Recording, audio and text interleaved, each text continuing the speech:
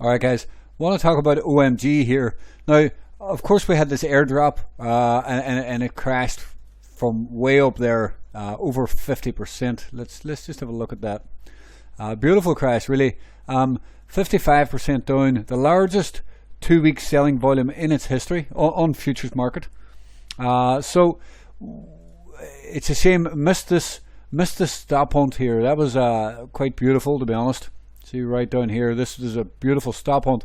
So the thing is, I mean, 1 day and 16 hours left. Is it going to flip green here? It's up 9% on the day.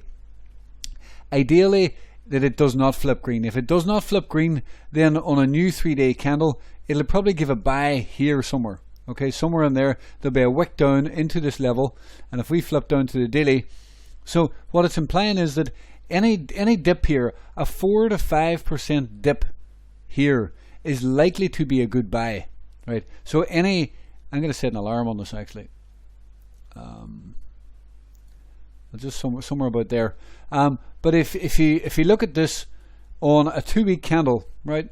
On a 2-week candle, every time it's had a huge 2-week candle like this in the past, it's always had at least some sort of bounce back up. You can see this is a 50% retrace of the red candle.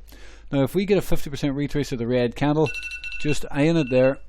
Oh, that's my alarm. I gotta go, and I've got an appointment. So if we'll just put it there on the underside. So if we are going to get a bounce from that and a wick back up, I mean that's a 30% bounce, 20 something percent bounce. And if we can buy this a bit lower, there is very good potential that this can bounce up.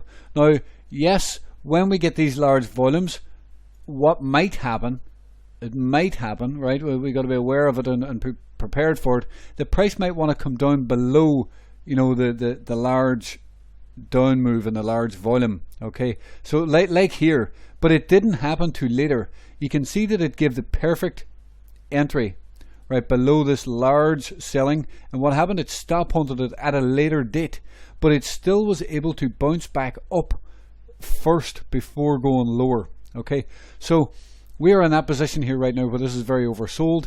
It's a real shame that we didn't see this on a 3-day stop hunt down here, you know, and from there it's up. Well, it's up.